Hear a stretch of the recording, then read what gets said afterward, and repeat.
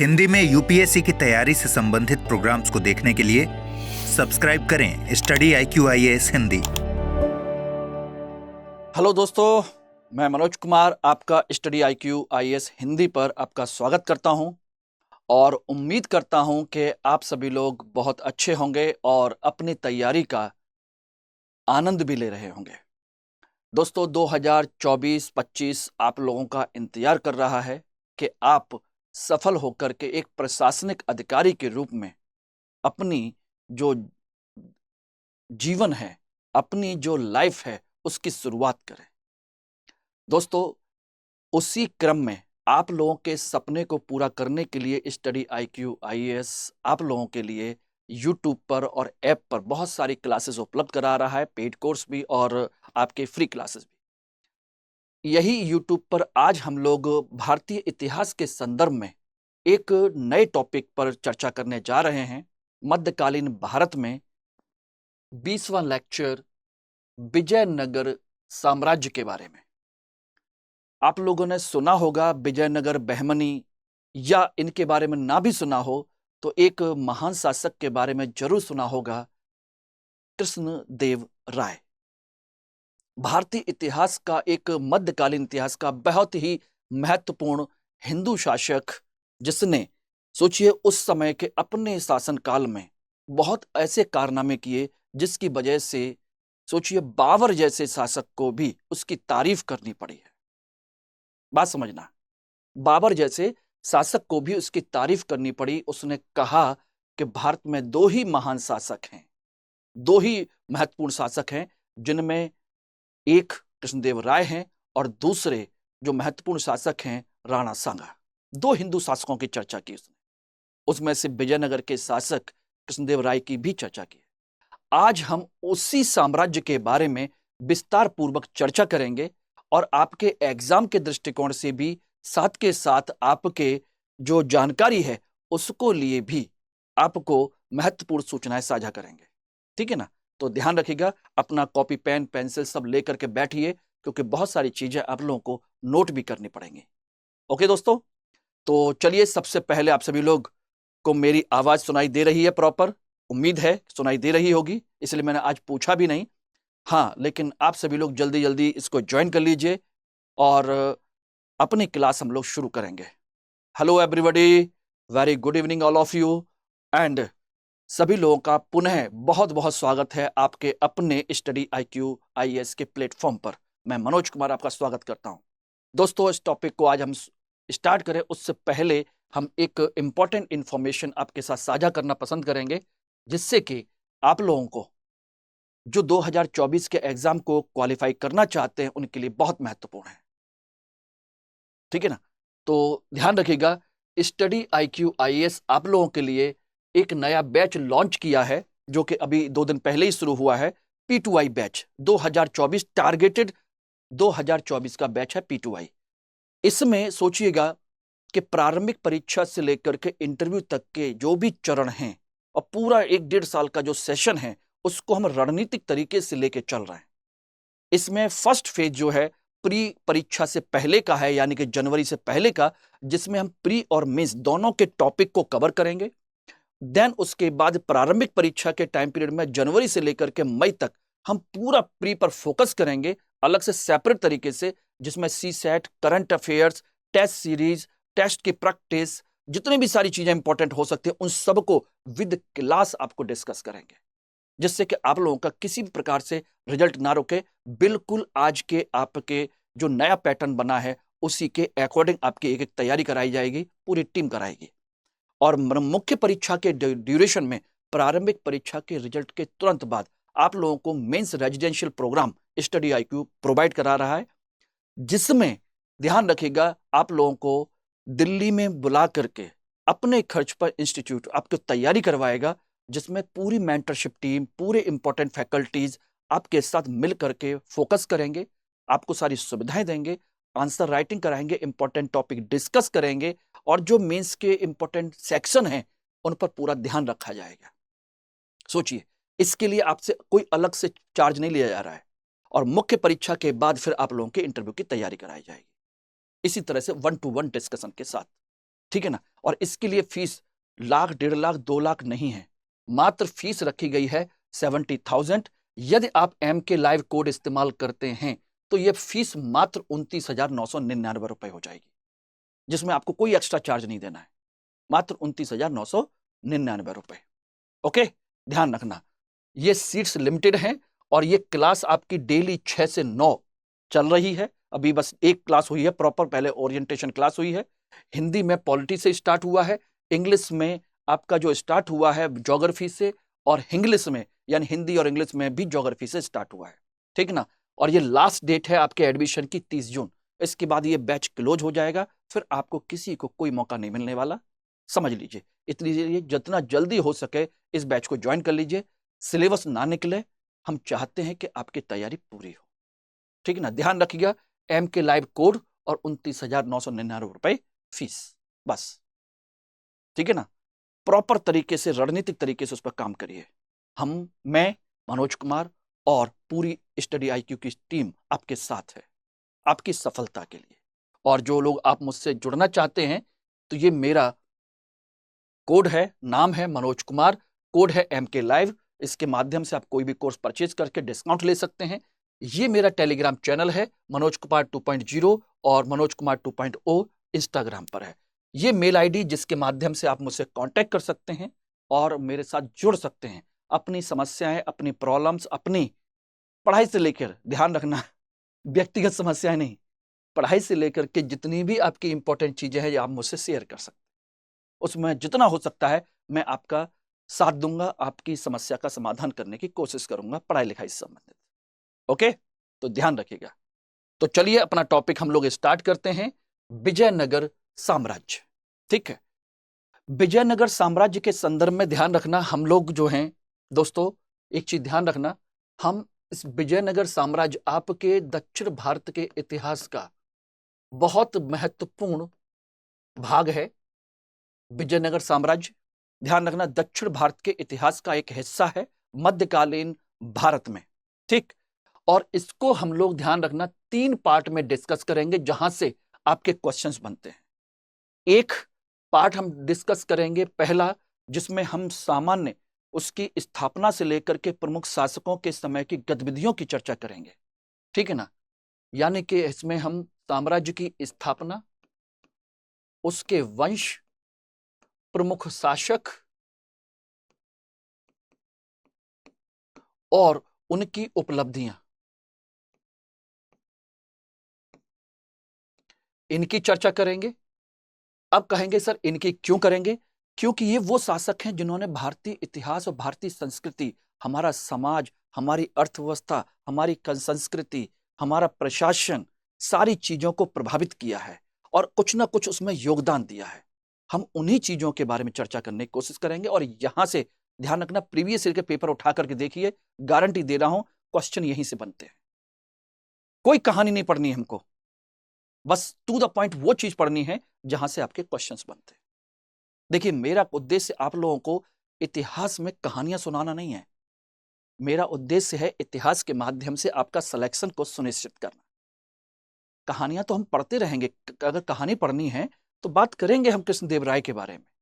कृष्णदेव राय और उसका जो कहा जाए मंत्री है तेनालीराम, जैसे आपके अकबर बीरबल की कहानी है, उसके किस्से हैं, उसके चुटकुले हैं, सेम उसी तरीके से तेनालीराम और कृष्णदेव राय के भी किस्से हैं।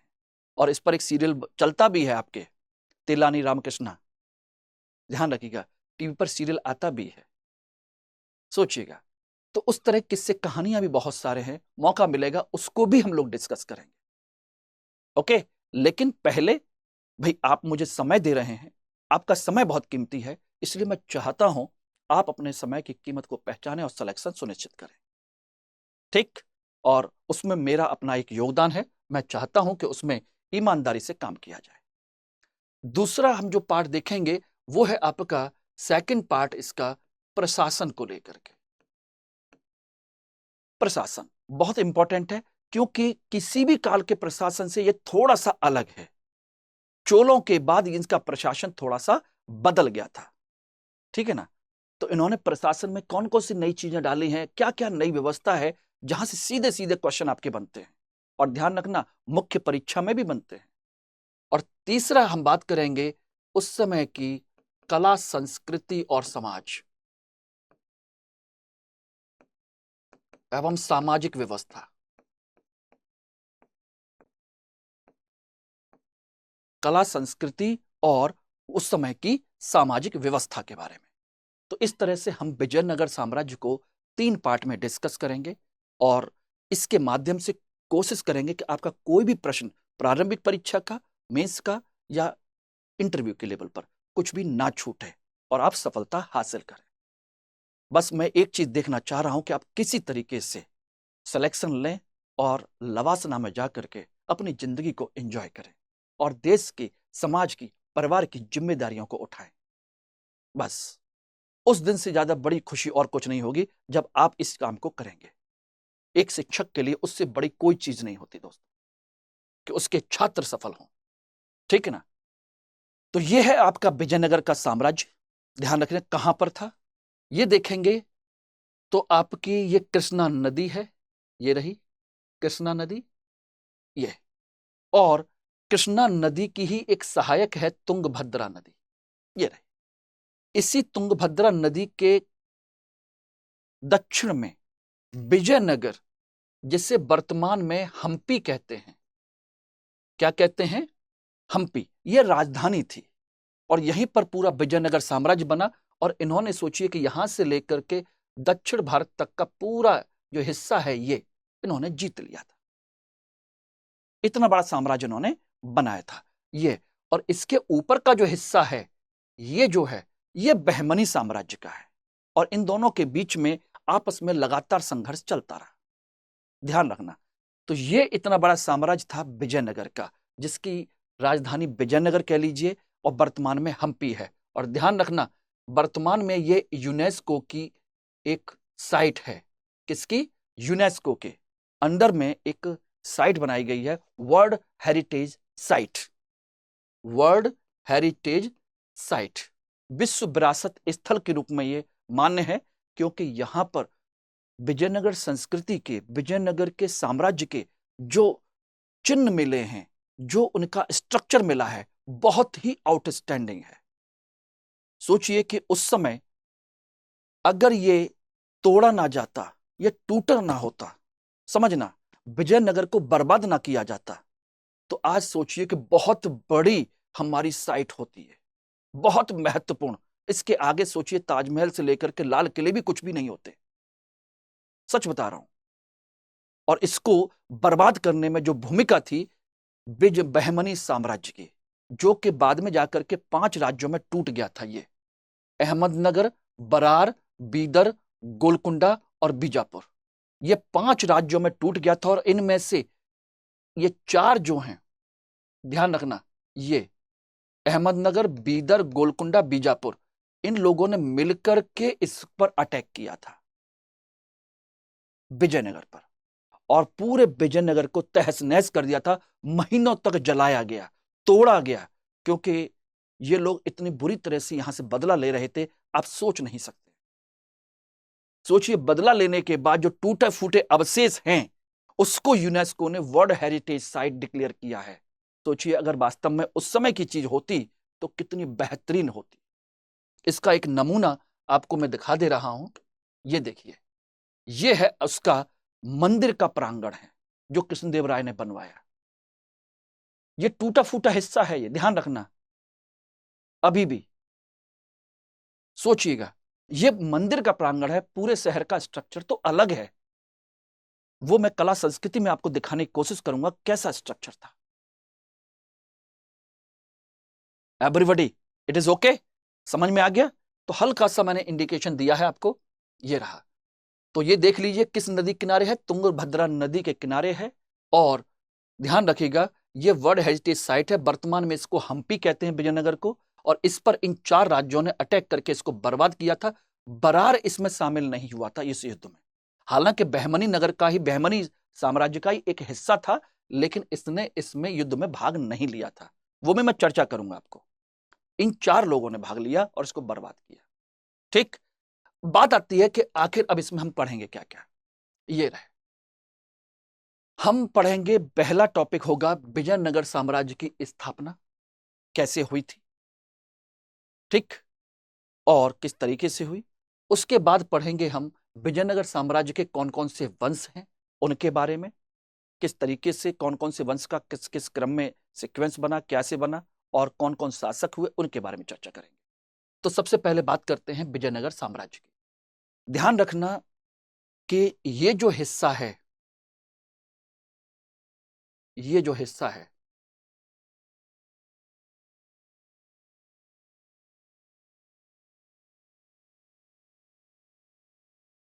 इस तरीके से यहां देखेंगे तो यहां पर दक्षिण भारत के इस क्षेत्र में, बहमनी साम्राज्य से नीचे क्षेत्र में, कई सारे छोटे छोटे हिंदू साम्राज्य थे, जिनमें बारंगल है,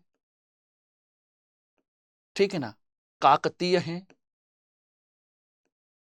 जिन्हें होयसल भी कहते हैं, ठीक है ना, ठीक है ना, बारंगल, काकतीय, होयसल, द्वार समुद्र के पांड्या, पांड्य शासक हैं, ये सब हिंदू साम्राज्य थे, ठीक। और आप अच्छे से जानते हैं कि दक्षिण भारत में पहली बार किसने एंट्री की थी? दक्षिण भारत में पहली बार अलाउद्दीन खिलजी ने एंट्री की थी, जब उसने यहां पर देवगिरी पर आक्रमण किया था। और देवगिरी के आक्रमण के बाद उसने दक्षिण भारत के सभी राजाओं को हराया, मलिक काफूर को भेज करके, बारंगल को, होयसल को, काकतीय को और पांड्यों को, इन सबको हराया, सबसे कर वसूल किया, लेकिन उसने कभी भी यहां से कोई भी साम्राज्य का हिस्सा मिलाया नहीं था। बाद में जाकर के इस देवगिरी को मुबारक खिलजी ने मिला लिया और इसका नाम रखा था दौलताबाद। ये मैंने आपको सब पढ़ाया हुआ है, दौलताबाद नाम रखा इसका, ठीक है ना। और उसने, मोहम्मद बिन तुगलक ने इसी को अपनी राजधानी बनाया और इसको अपने साम्राज्य में शामिल कर लिया। तो इस तरीके से दक्षिण भारत तक मोहम्मद बिन तुगलक के समय में मुस्लिम संस्कृति और मुस्लिम लोग पहुंच गए, ठीक है ना। और उसी समय सोचिए उसने क्या किया, इन राज्यों को भी जीतने की कोशिश की, जिनमें काकतीय और बारंगल के लोग, ये सब लोग शामिल थे, ठीक है ना। इनको भी जीतने की कोशिश की, ठीक, जीत तो लिया। और बाद में, जीतने के बाद में सोचिएगा क्या हुआ, एक दुर्घटना हुई। मैंने कहा था ना कि मोहम्मद बिन तुगलक के समय में साम्राज्य का जितना विस्तार हुआ उतना जल्दी टूटा भी था। उसी के समय में विजयनगर और बहमनी दो साम्राज्य बन गए। अलाउद्दीन बहमन शाह ने बहमनी साम्राज्य की नींव डाली। अलाउद्दीन बहमन शाह ये भाग करके चला आया और इसने क्या कर लिया, बहमनी साम्राज्य की स्थापना की, ठीक। और हरिहर और बुक्का ने, ये रहा, ये दो हिंदू हैं, हरिहर और बुक्का दो भाई हैं, इन्होंने विजयनगर साम्राज्य की नींव रखी। ये रहे दोनों भाई, हरिहर और बुक्का, ठीक है ना। अब यह कैसे हुआ, किस तरीके से हुआ, तो इसकी एक छोटी सी कहानी सुन लीजिए कि जब बहमनी साम्राज्य ने, मोहम्मद बिन तुगलक ने दक्षिण भारत पर आक्रमण किया, खासकर काकतीय पर, तो काकतीय साम्राज्य को जब मिलाया तो वहां पर हरिहर और बुक्का दो भाई वहां पर मंत्री थे। कहां पर? काकतीय साम्राज्य में मंत्री थे।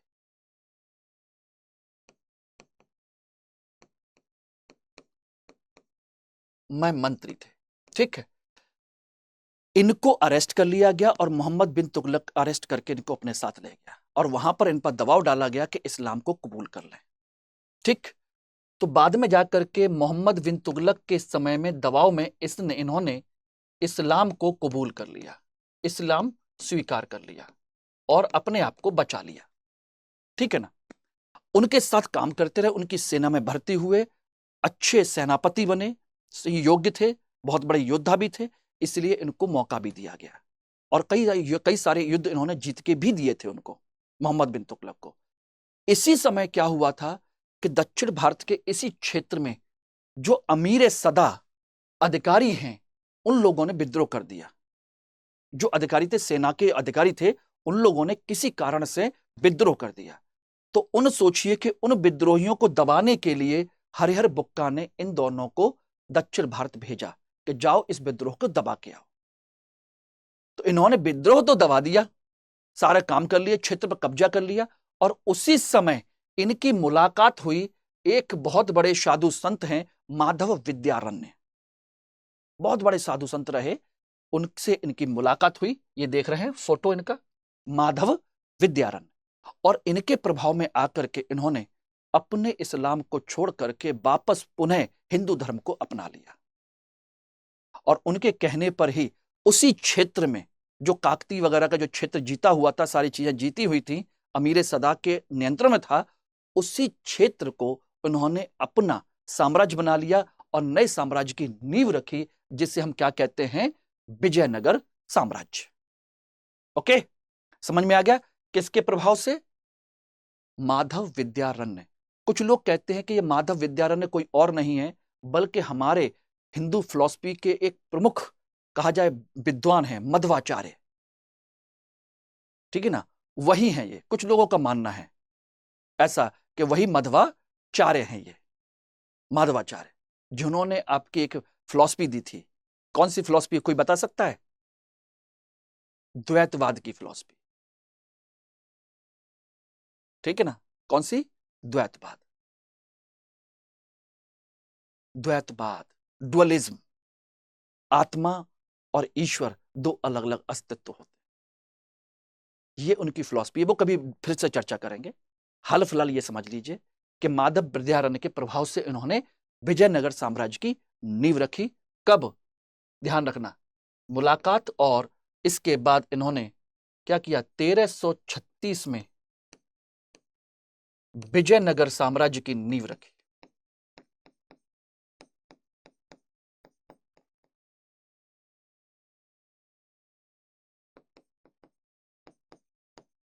स्थापना की। तो ये विजयनगर साम्राज्य कैसे बना, ये क्लियर हो गया एवरीबॉडी? ये कहानी है छोटी सी, समझ में आ गया होगा। अब बात आती है कि इसके बाद क्या हुआ। विजयनगर साम्राज्य की स्थापना तो हो गई, उसके बाद अंत तक जब तक ये साम्राज्य चला, ध्यान रखना, इसमें विजयनगर साम्राज्य में 4 वंश ने शासन किया है। 4 वंश हैं।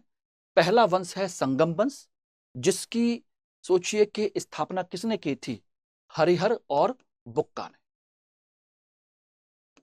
इस वंश की नींव किसने डाली? हरिहर और बुक्का ने इस वंश की नींव डाली। ठीक। और दूसरे सालुब वंश है, ठीक है ना, और सालुब वंश की नींव किसने डाली? कौन बताएगा आप में से?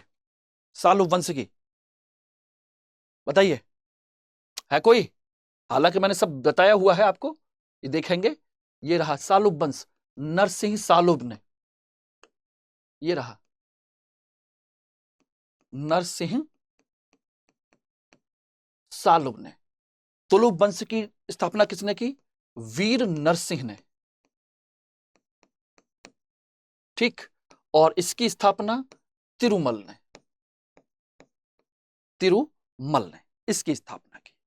तो ये आपको प्रॉपर तरीके से याद होना चाहिए एवरीबॉडी। इट्स ओके, क्लियर है? हो सकता है कि यहां से चारों वंश के स्थापकों के क्रम जो मैचिंग है, इसको पूछ लिया जाए कि संस्थापक कौन कौन है। ठीक, ध्यान रखना। अब हम इनमें से एक एक करके सारी चीजों के बारे में चर्चा करते हैं और उम्मीद करूंगा कि आप आराम से इन सब चीजों को याद कर सकते हैं, समझ सकते हैं। चलिए, हम एक एक करके बात कर रहे हैं। पहला वंश है वो है आपका संगम वंश, जिसकी स्थापना हरिहर फर्स्ट और बुक्का फर्स्ट ने की है। ध्यान रखना, संगम वंश का नाम क्यों? क्योंकि ये हरिहर और बुक्का के पिता का नाम है। पिता का नाम था बंधु संगमा, बंधु संगमा। इसी के नाम पर संगम वंश डाला गया। ध्यान रखना, संगम वंश की नींव रखी गई। और ध्यान रखना, इनकी पहली राजधानी जो बनाई, पहली राजधानी, ये पूछा जाता है कि उन्होंने अपनी कैपिटल कहां बनाई थी। ध्यान रखना, पेनुगोंडा। पेनुगोंडा में इन्होंने अपनी राजधानी बनाई थी। सॉरी, पेनुगोंडा, अनेगोंडी, सॉरी, पेनुगोंडा बाद में बनी है, अनेगोंडी, ये उन्होंने कैपिटल बनाई थी।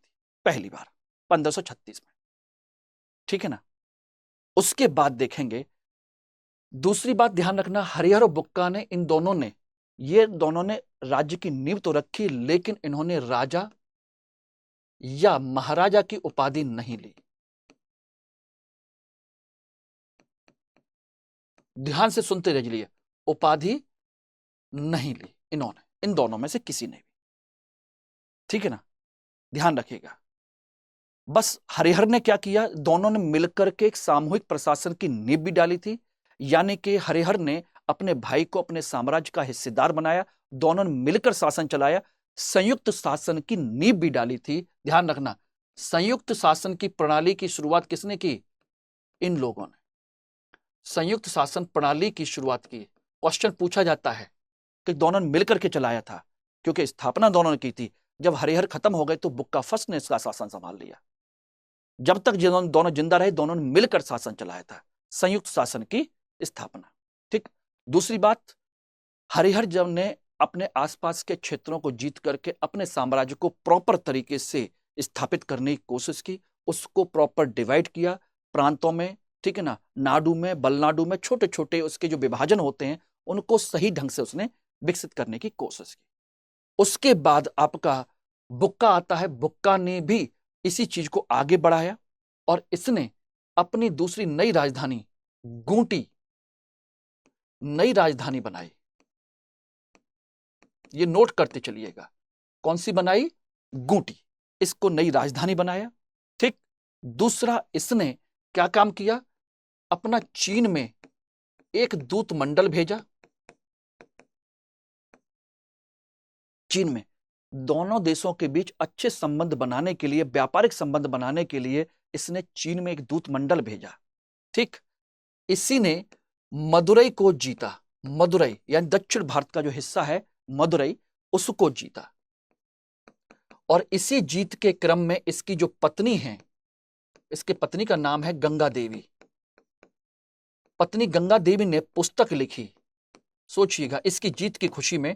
उसका नाम है, इसकी बुक का नाम मधुरम विजयम।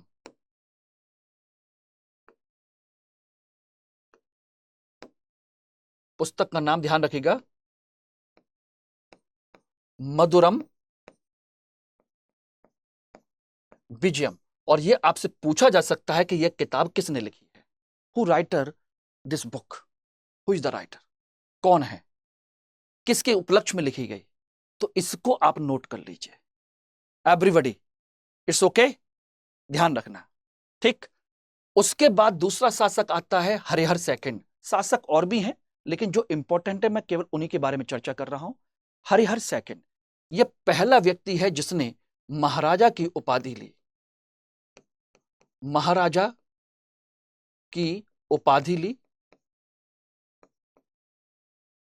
पहला संगम वंश का, विजयनगर साम्राज्य का पहला शासक जिसने क्या किया, महाराजा की उपाधि ली, ठीक। दूसरा, इसने श्रीलंका पर आक्रमण किया।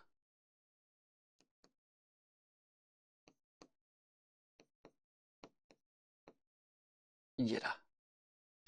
अब यहां पर एक क्वेश्चन बनता है कि वह कौन सा शासक है जिसके समय में पहली बार विजयनगर और बहमनी के बीच संघर्ष की शुरुआत हुई।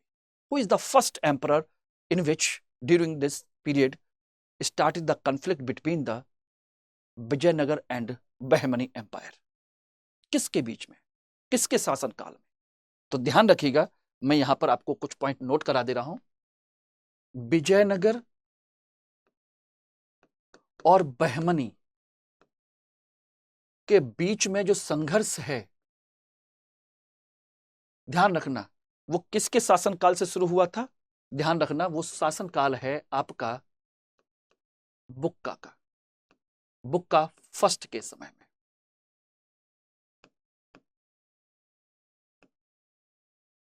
के समय में ध्यान रखना, ओके।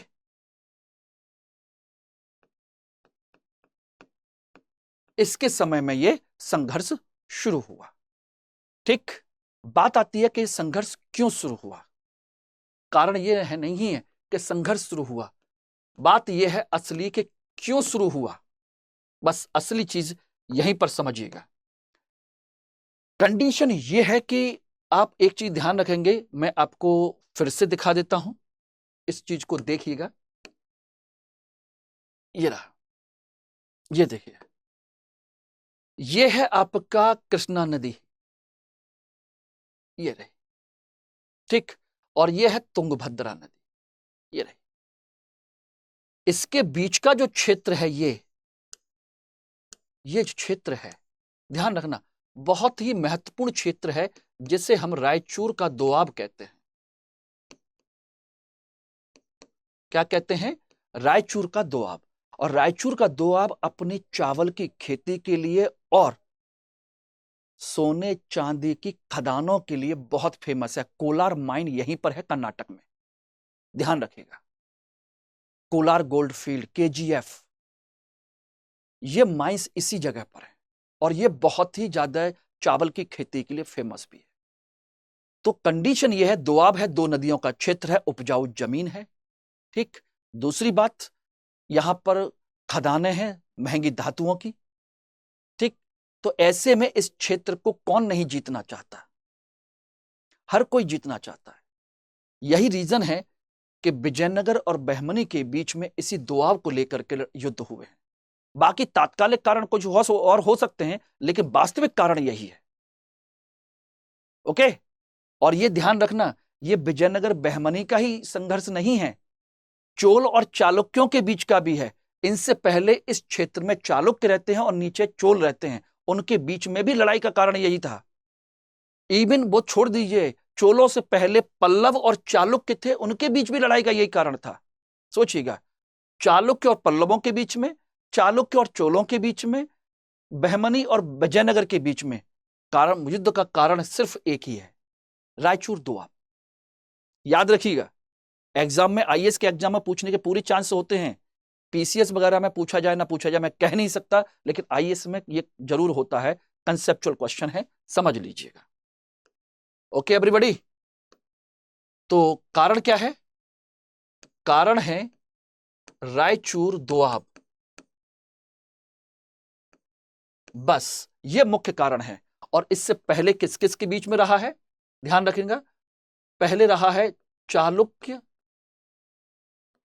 और पल्लवों के बीच में भी कारण रहा है, फिर चालुक्य और चोलों के बीच में भी रहा है कारण, ठीक है ना। और इस समय बहमनी और विजयनगर के बीच में ये रहा। इस तरह से ये कारण रहा है यहां पर। एवरीबॉडी, इट्स ओके, क्लियर हो गया? तो ये है इसके युद्ध का मुख्य कारण, याद रहेगा आप लोगों को, ठीक है ना? क्लियर हो गया? तो यहां तक ये सारी चीज मैंने डिस्कस कर दी। अब आते हैं आपके अगले टॉपिक, जो है आपका, हम बात करते हैं कि इसके बाद कौन महत्वपूर्ण शासक है। देवराय फर्स्ट। इससे पहले कई और शासक भी आए, हरिहर सेकंड के बाद में, ठीक है ना। विरूपाक्ष भी आया, विरूपाक्ष के बाद बुक्का सेकंड भी आया, बुक्का सेकंड के बाद में मल्लिकार्जुन आया, और उसके बाद आए आपके देवराय फर्स्ट। ध्यान रखना, मैंने कहा कि हमें हर शासक की जानकारी नहीं चाहिए, हम कोई राजा महाराजाओं की लिस्ट थोड़ा ना याद कर रहे यार, हम सिर्फ और सिर्फ उन शासकों को पढ़ने की कोशिश कर रहे हैं इतिहास में, जिन्होंने हमारी सामाजिक, सांस्कृतिक, आर्थिक, धार्मिक, राजनीतिक व्यवस्था को प्रभावित किया और हमारे इतिहास को प्रभावित किया। सिर्फ उतनी चीजों को हम लोग याद करने की कोशिश कर रहे हैं, और एग्जाम में वही पूछा भी जाता है, ठीक है ना। देवराय फर्स्ट, इसके ध्यान रखना, इसके बारे में जानकारी दी है एक यात्री है, निकोलो कॉन्टी।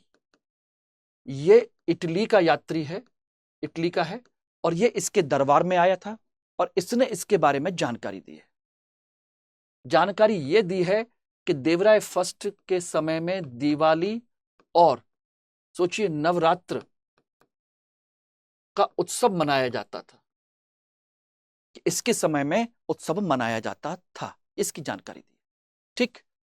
देवराय फर्स्ट ने के समय की उपलब्धि क्या है? महाराजा धीराज की उपाधि तो ली ही ली है, वो तो बहुत छोटी सी चीज है। इसके समय में पहली बार, ध्यान रखना, सेना में मुसलमानों को भर्ती किया गया। सेना में मुसलमानों को भर्ती किया। सोचिएगा, इसने पहली बार लगभग 10,000 मुसलमान इसने शामिल किए थे सेना में। क्यों? क्योंकि इससे पहले इसका बहमनी साम्राज्य के साथ युद्ध हो रहा था, तो उस युद्ध में यह हार गया था। तो उसी समय सोचा कि उनको क्यों ना उन्हीं के तरीके से हराया जाए। तो सेना में इसने क्या किया? मुसलमानों को भर्ती करके फिर उसने बहमनी साम्राज्य से युद्ध किया और उनको हराया भी था, इसमें कोई शक नहीं है। ठीक, तो किस युद्ध में हार गया था? तो ध्यान रखना, इसके समय में एक युद्ध हुआ था जिसको हम कहते हैं सुनार की बेटी का युद्ध, battle of the daughter of gold Smith, सुनार की बेटी का युद्ध। यह आपसे एग्जाम में पूछा जा सकता है। नाम ही अलग सा है, इसलिए यह क्वेश्चन आपसे पूछा जा सकता है, वरना युद्ध तो बहुत सारे हुए हैं। सुनार की बेटी का युद्ध क्या है? एक्चुअली में इसके साम्राज्य में एक गांव में एक सुनार की बेटी थी। सुनार था, उसकी बेटी थी, और बेटी बहुत सुंदर थी। सोचिए, उसकी चर्चा इतनी दूर दूर तक थी कि आप सोच नहीं सकते। और उस बेटी पर सोचिए कि नजर हमारे देवराय फर्स्ट की भी थी, जो कि खुद एक, सोचना, अच्छे परिवार में है, इनकी अपनी पत्नियां हैं, इनकी अपनी खुद की बेटी भी है, ठीक है ना। और इसकी चर्चा बहमनी साम्राज्य में भी थी। वो मुस्लिम शासक भी चाहते थे कि इसकी बेटी से शादी किया जाए। सोचिए, इसके लिए, इस बेटी के लिए सोचिए, विजयनगर और बहमनी में और बहमनी साम्राज्य में युद्ध हुआ। और कहते ना कि युद्ध तो हमेशा 3 चीजों की वजह से हुए हैं, जर, जोरू और गुलाम। जर और जोरू यानी संपत्ति और स्त्री, इनके चक्कर में बड़े बड़े महाभारत के युद्ध हो गए। ये तो बहुत छोटी सी चीज है, ठीक है ना। तो इस समय इनके बीच में युद्ध हुआ, जिसमें बेचारे विजयनगर के शासक ये हार गए, और हारने के बाद उल्टा अपनी बेटी की शादी बहमनी शासक से करनी पड़ी। क्यों करनी पड़ी? क्योंकि सुनार की बेटी, जब तक युद्ध चला उसके पहले ही सुनार और सुनार की बेटी दोनों गायब हो गए। अब कुछ नहीं मिला दोनों को, तो क्या करे बेचारा देवराय सेकंड, हार गए। तो बहमनी शासक ने कहा कि अपनी बेटी की शादी करो। इनको अपनी बेटी की शादी करनी पड़ी, और की इन्होंने। बाद में जाकर के मुसलमानों को भर्ती किया, और सोचिएगा क्या किया? उनको हराया। तो एक तो ये कहानी हो गई देवराय फर्स्ट की। ठीक, तीसरा इन्होंने क्या किया? तुंगभद्रा नदी पर पहली बार इन्होंने बांध बनवाया। तुंगभद्रा नदी पर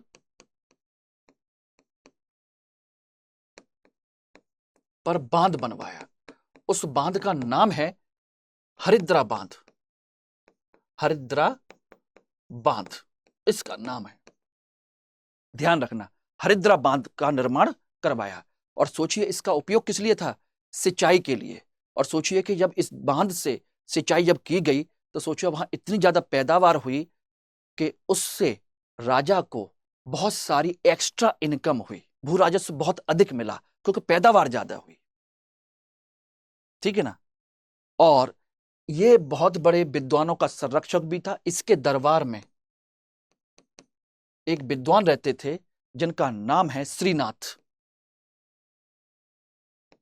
श्रीनाथ, और इन्होंने अपनी पुस्तक लिखी थी, श्रीनाथ ने, हर विलासम। कौन सी पुस्तक है? हर विलासम। इसको नोट कर लीजिएगा।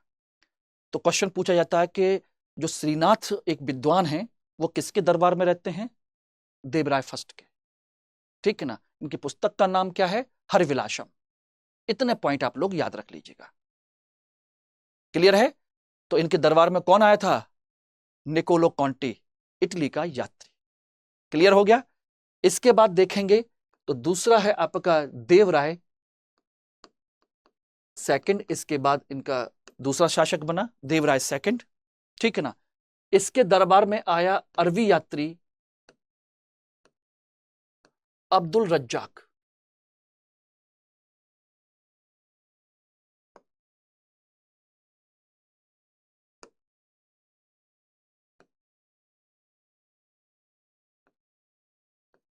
अब्दुल रज्जाक।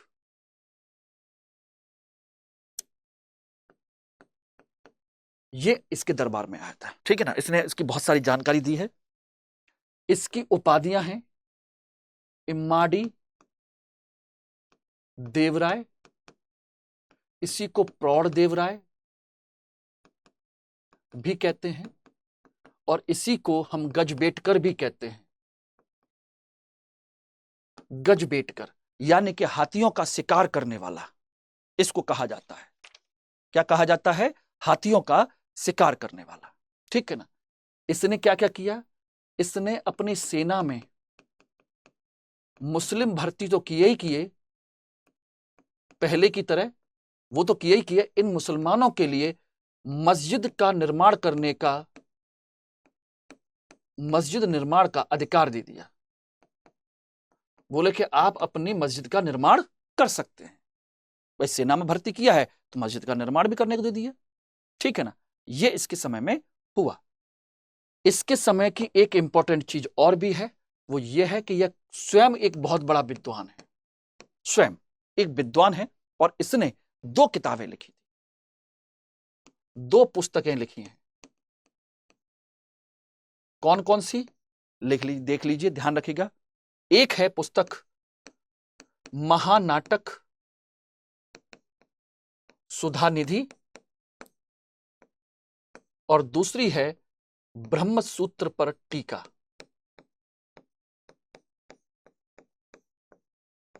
ब्रह्मसूत्र पर टीका इन्होंने लिखी है, ठीक है ना, ध्यान रखना। और इनके संदर्भ में एक चीज और मैं बता दे रहा हूं, ये जो अंतिम शासक हैं विरूपाक्ष सेकंड, ये संगम वंश के अंतिम शासक हैं, और इनकी हत्या कर दी किसने? नरसिंह ने इनकी हत्या कर दी। नरसिंह सालुब ने इनकी हत्या कर दी और नए वंश की स्थापना की। तो नया वंश कौन सा आ गया? ये रहा आपका नया वंश, सालुब वंश, नरसिंह सालु। और नरसिंह सालु ने विरूपाक्ष सेकंड की हत्या कर दी। उसके बाद ये आ गए, इनके बाद इनका एक बेटा बैठा, और बेटे को मारा किसने? वीर नरसिंह ने।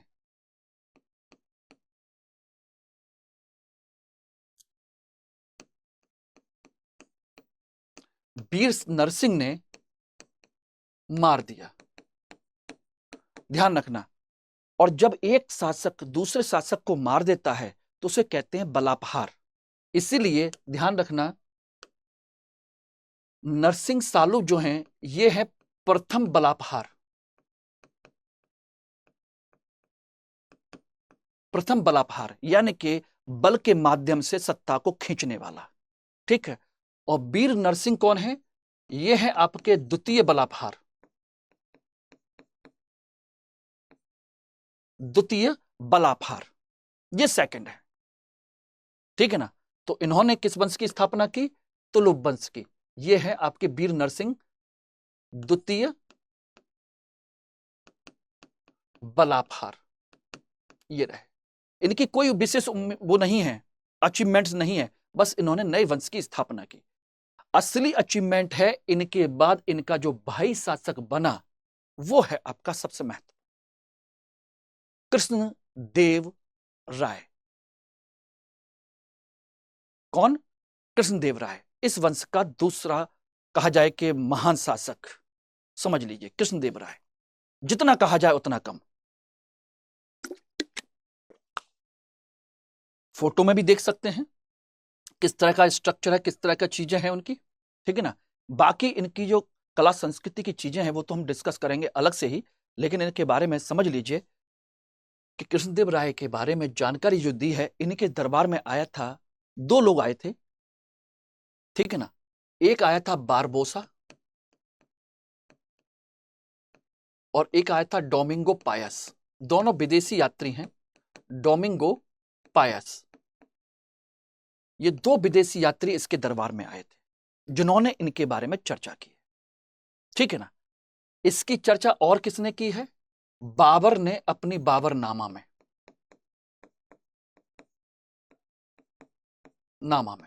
और कहा है कि यह हिंदू वंश का महान शासक है। बाबर ने बाबरनामा में कहा है। ठीक है ना, यह समझ लीजिए। इसकी चर्चा की है पुर्तगालियों ने, क्योंकि पुर्तगाली इसके समय में यहां पर दक्षिण भारत में आकर के बसने लगे थे। क्योंकि ये सब डोमिंगो पायस कौन है? पुर्तगाली यात्री हैं। इनके दरबार में आए कुछ व्यापार में छूट करने के लिए, राज्य बनाने के लिए। तो इसी समय सोचिए कृष्णदेव राय ने पुर्तगालियों को भटकल में, एक जगह है भटकल, भटकल में किला बनाने की अनुमति दे दी।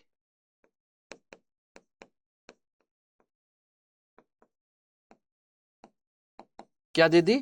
किला बनाने की अनुमति दे दी उनको भटकल में। ठीक है ना। तो पुर्तगालियों में ये आए थे और इन्होंने उनको मौका दिया। अब बात आती है कि ये ऐसा क्यों किया।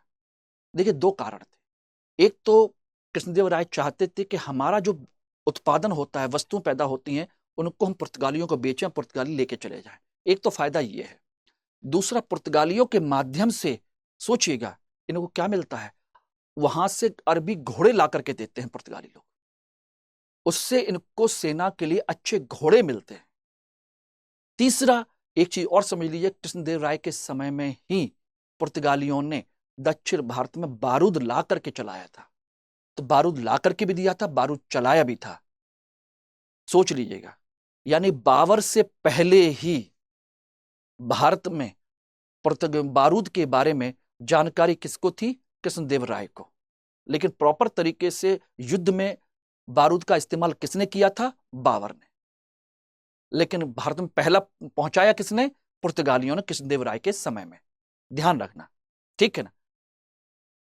इन्होंने, सोचिए कि उस समय के लगभग बहमनी शासक को हराया। महान ऐसे ही नहीं कहा गया, महान इसलिए कहा गया कि इन्होंने बहमनी को हराया, ठीक है ना, मदुरई को हराया और विलय कर लिया। ठीक है ना। और किसको हराया? तेलंगाना का क्षेत्र जीता, आंध्र प्रदेश वाला तेलंगाना को जीता। गजपति शासक है महाप्रताप रुद्रदेव, उनको हराया। इन सब को उसने हराया और साम्राज्य की विस्तार किया, एक बड़ा साम्राज्य बनाया इन सब को हरा करके। ठीक है ना। और इन्होंने उपाधि कौन कौन सी ली वो नोट कर लीजिए। उपाधि है इनकी यवन राज स्थापनाचार्य।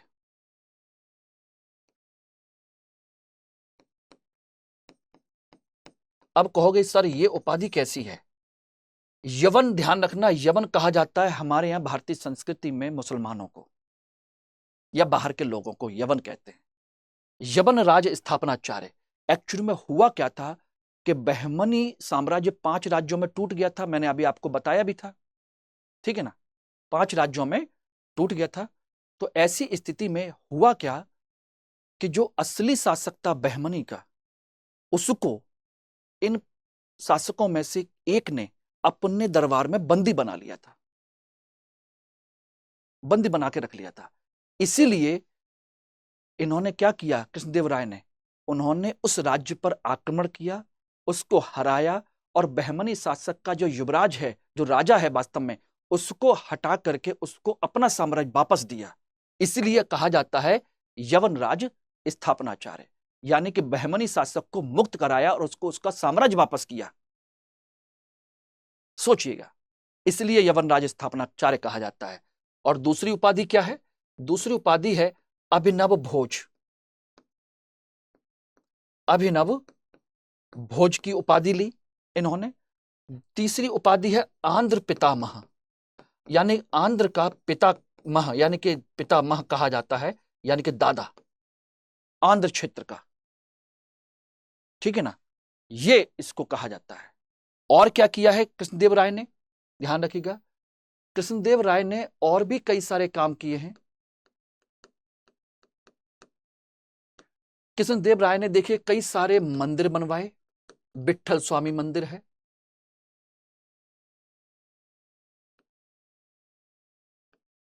मंदिर का निर्माण कराया। ठीक है ना। एक नागलापुर, नागला नागलापुर नगर बसाया। ध्यान रखना, नागलापुर नगर बसाया। विजयनगर को विकसित किया। ध्यान रखना, और क्या किया? गोपुरम मंदिर का निर्माण किया। गोपुरम मंदिर का निर्माण किया। यह सब उसने किए हैं, ठीक है ना? ध्यान रखना। और इसने क्या किया? अपने दरबार में 8 तेलुगु भाषा के विद्वानों को संरक्षण दिया। 8 तेलुगु विद्वान, और उनको कहा जाता है अष्ट दिग्गज।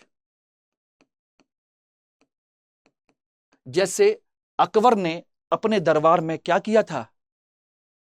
अकबर ने 9 रत्न रखे थे, इसने 8 विद्वान रखे थे तेलुगु भाषा के। और इन तेलुगु भाषा के 8 विद्वानों में से सबसे महत्वपूर्ण हैं अलसानी पेदन्ना। अलसानी पेदन्ना ये दूसरे महत्वपूर्ण विद्वान हैं, समझ लीजिएगा। तेनाली रामकृष्ण तो है ही, अलसानी पेदन्ना भी है इनके दरबार में। क्लियर? उसके बाद देखेंगे कृष्णदेव राय के और क्या किया इन्होंने। ये स्वयं एक विद्वान है, स्वयं विद्वान है, और स्वयं विद्वान है। सोचिए, इन्होंने 3 किताबें लिखी हैं, 3 पुस्तकें। कौन कौन सी? नंबर 1 अमुक्त माल्यद, ठीक। एक है आपकी जामवंती कल्याणम, जाम्बवती